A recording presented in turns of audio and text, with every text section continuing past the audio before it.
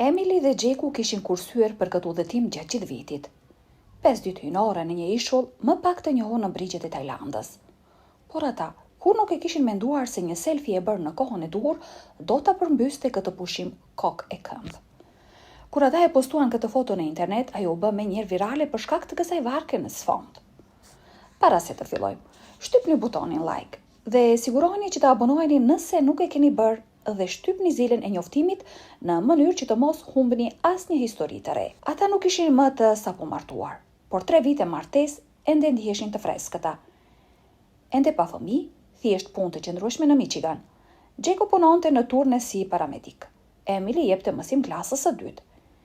Jeta dukej e parashikueshme, ndonjëherë shumë e parashikueshme. Ky udhëtim ishte menduar si butoni i tyre i pauzës, por pushimi i vërtet nuk erdhi, sepse në ditën e tretë një vendim ndryshoi gjithçka.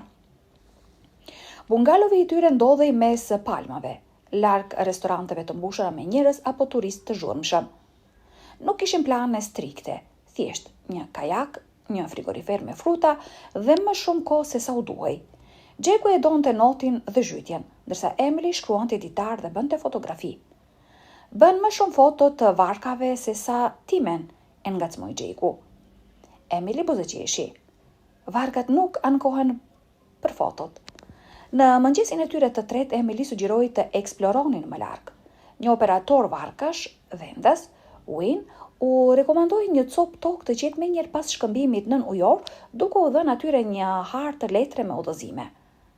Do të jeni vetëm atje, premtoi Wayne. Gjeku imagjinoi izolimin e qetë dhe zhurmën e valeve. Para mesditës ata hipën në varkën e tyre të vogël të etur për një aventurë të re së bashku. Deti shkëlqente si xham ndërsa varka lundronte drejt horizontit. Gjeku mbante aparatin e tij të varur në krah, duke skenuar horizontin, duke shijuar bukurinë e qetë rreth tyre. Kapiten Wayne e drejtoi varkën drejt bregut, pasi nuk kishte një ponton të disponueshëm. Ania ndaloi motorin në det, duke pritur, ndërsa Emily dhe Gjeku u përgatitën të zbrisnin në ujërat e cekta. Ata u hodhën duke mbajtur çantat e tyre përmes valëve deri në bel derisa arritën në rër. Duke u kthyer pas, ata i bën me dorë Winit në shenjë falënderimi ndërsa i lundronte ngadalë larg. Para se të largoi plotësisht, Win premtoi se do të qëndronte afër. Ai u dha numrin e tij satelitor për rast të urgjence, por mbajti distancën duke u zhdukur pas një shtrirjeje shkëmbijesh nën ujor për privatësi. Emily dhe Gjeku shkëmbyen një buzëqeshje të sigurt dhe vendi i fshehtë ishte i gjithë i tyre. Ajo që asnjëri prej tyre nuk e kuptoi ishte sa vendimtare do të bëjë prania e tij dhe aparati i tyre. Emily menjëherë mori telefonin. Momenti i parë është më i veçanti, këmbënguli ajo, duke tërhequr Gjekun afër një foto. Ai buzëqeshi duke i hedhur krahun rreth shpatullave. Pas tyre varka ngjyrë bruz e Winit ende lundronte pa u ngutur në ujë.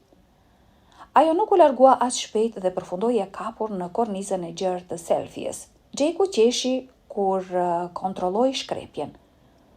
Dukemi si lypsar plazhi, e ngacmoi ai.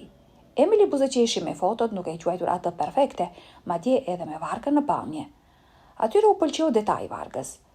Ajo e bëri momentin të ndihej plot, por ata nuk kishin asnjë ide se kjo fotografi e gëzueshme së shpejti do të përhapet shumë për te miqve të tyre. Varka e Winit dalloi me theksin e saj ngjyrë bruz që përzihej bukur me detin. Emri i saj, ëndra e Aurorës, ishte pikturuar me shkronja të zbekta të bardha në anë. Emily e kishte admiruar emrin kur hipi, duke e gjetur qetësues. Ajo nuk mendoi shumë për të më pas, por ky detaj së shpejti do të kishte shumë më shumë rëndësi nga sa pritej. Pjesa tjetër e ditës u ndje magjike. Ata notuan në ujërat e ngrohta të cekta, përzien kokteje të thjeshta dhe ushtrinë e rër, duke parë diellin të fundosej pas horizontit. Më vonë kapiteni Wayne u kthye shpejt për t'i marrë. Atë mbrëmje duke u kthyer në hotelin e tyre, Emily ngarkoi selfien me një mbishkrim, parajsa në tokë. Ata nuk menduan asgjë më shumë. Atë natë, ata pjekën peshk të freskët, pan yjet dhe shijuan qetësinë. Telefonat e tyre zhurmonin vazhdimisht me njoftime, pëlqime dhe komente të gëzueshme, vinin nga miqt në shtëpi. Miqt tanë mendojnë se jemi në parajsë, qeshi Gjeku. Emily piu nga kokosi i saj dhe buzëqeshi. Ata nuk ishin vërë re kërcënimin e komenteve që përqendrueshin në diçka të pazakont në sfond. Në mëngjes, njerëzit kishin zmadhuar sfondin. Kjo varg shkruante një koment. E kam parë më parë, një tjetër këmbëngulte. Shikoni nga afër shenjat. Është e njohur. Postimi u përhap shpejt përtej rrethit të miqve të tyre. Gjatë natës, të huajt u bashkuan diskutimin duke debatuar për varkën. Emily dhe Gjeku flinin thellë të pavetëdijshëm se fotja e tyre po bëhej virale. Gjeku u zgjua nga telefoni i tij që vibronte. Në fillim, ai mendoi se ishte një thirrje. Duke zhbllokuar, ai ngriu. 5.000 pëlqime.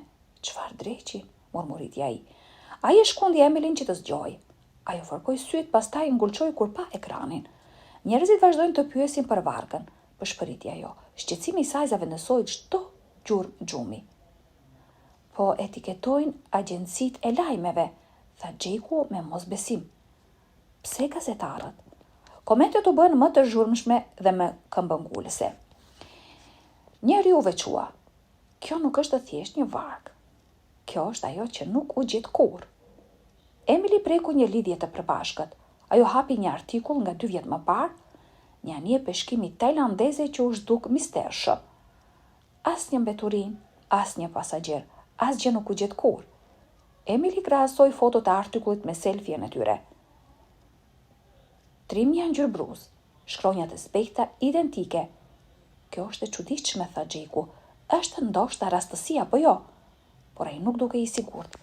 Emily shfletoi bisedën, sytë e saj të mprejtë. Çdo koment dukej se konfirmonte dyshimin.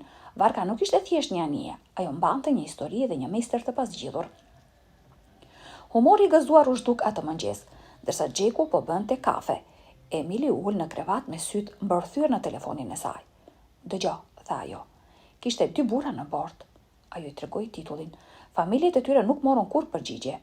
Ata janë ende në kërkim. Gjeku përkul përpara. Thirrji atë. Emily shpjegoi foton dhe atë që kishin parë. Heshtja u zgjat derisa zëri i tronditur i burrit u kthye. E pat atë varg dje? Kur ajo konfirmoi, përgjigjja e tij ishte menjëhershme. Po vim. Më pak se një orë më vonë, mbritën 2 burra, vëllezër të një peshkatari të zhdukur. Faleminderit që erdhët, tha ajo butësisht. Ne mendojmë se kemi gjetur diçka të rëndësishme. Pas një bisede të shkurtër, vëllezërit ranë dakord të kërkonin me ta. Emily dhe Gjeku ndanë çdo detaj, duke përfshirë hartën që u kishte dhënë Uin.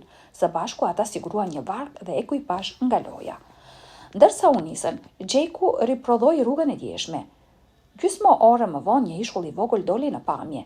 Plazhi i zbetë dhe palmat lëkundëse dukeshin ashtu si më parë të qeta po shqetësuese. Dje kishte qenë e bukur, sot ndjehej gabim. Varka u ngadëlsua pranë bregut. Ata u hodhën në ujërat e cekta duke ecur drejt tokës ndërsa kapiteni qëndroi pas. Pylli dukej përpara, i ngatruar dhe i gjelbër. Me vëllezërit pranë tyre ata hyn mes pemëve. Drita e diellit filtrohej dobët përmes gjetheve të trasha dhe ajri u bë i dendur me lagështi. Çdo hap ndihej i qëllimshëm. Heshtja u bante presion. Emily skanoi tokën, duke kërkuar shenja. Është shumë qetë, përshpëriti ajo. Pastaj e pa, një vatër e ftohtë zjarri, gur të nxirr, mbështjellëse ushqimesh, shishe të përmbysura në balt. Kjo nuk është e vjetër, murmuriti ajo. Dikush ka jetuar këtu kohë të fundit. Ata u shpërndan duke zbuluar më shumë. Kasolle palme, tarpa, rjeta peshkimi. Këtu bërtiti një vëlla. Ata u nxituan në përshkure derisa xhungla u hap në një gjë sekret. Aty, në dritën e diellit, ndodhej një varg ngjyrë bruz. Ëndra e aurorës. Emily t'ju ndal fryma. E pamundura ishte reale. Vet varga nga fotoja e tyre qëndronte para tyre. Uin tundi kokën një herë, duke pranuar të vërtetën. Vëllezërit u vërsulën përpara. Zemërimi u rit. Mos lëviz. Vrumbulloi njëri. Më mirë fillo të shpjegosh. Ai e krisi nga tensioni ndërsa Gjeku dhe Emily ndërhyn mes tyre, duke nxitur qetësinë. Uin ngriti dorën ngadalë. Shprehja e tij e palexueshme. Keni të drejtë jeni të zemruar, tha Uin në mënyrë të barabartë. Por unë nuk kam lënduar askënd. Unë ndihmova. I ndihmova ata të zhduken. Burra të mirë, zgjedhje të pamundura. Emily t'ju ndal fryma. Ju falsifikuat vdekjet tuaja për t'i mbajtur familjet tuaja gjallë? Ideja ishte tronditëse, edhe trishtueshëm, vetë mohuese. Nuk ishte fisnike, murmuriti një peshkatar. Ishte dëshpëruese, por funksionoi. Deri tani. Duhet të na kishit treguar, tha një vëlla, zëriti i thyer. Ne jemi familje. Burrat e zhdukur ulën kokat. Turpi na mbajti larg. Xheku doli përpara me ton të prerë. Nuk mund të jetoni më kështu. Përballuni me familjet tuaja, përballuni me të vërtetën. Ndërsa dolën nga shpella, dielli theu kanopin, duke i larë me arë. Udhëtimi i kthimit u ndje më i rëndë se deti poshtë tyre. Emily shtrëngoi telefonin e saj fort. Ajo kishte bërë një zgjedhje që do të ndryshonte gjithçka. Ajo kishte thirrur familjet. Në kohën kur arritën në breg, turmat ishin mbledhur. Një klithmë gruaje theu heshtjen e papërpunuar dhe therrëse. 2 gra vrapuan përpara, duke u rrëzuar në krahët e burrave që i kishin varrosur në zemrat e tyre. Lotët turbulluan gjithçka. Trishtimi u shndrua në lehtësim. Kërkesat për falje u derdhën në ajër. Menduam se ishit zhdukur për gjithmonë, vajtoi një grua. Më fal, pëspëriti burri i saj, dhe përsëri. Ditët kaluan në paqe të brisht. Darkat të gjata u shndruan në net të qeta të mbushura me histori dhe falje të ngadalt. Brenda një jave, bota e dinte. Një foto virale zgjidh një zhdukje 2 vjeçare. Titu çpalosën tregime misteri, mashtrimi dhe shpëtimi. Burrat shmangën vëmendjen, duke rindërtuar ngadalë. Falja erdhi në fragmente, por shpesa zuri rënjë përsëri. Familjet qëndruan më afër se kur të vendosur të ecnin përpara.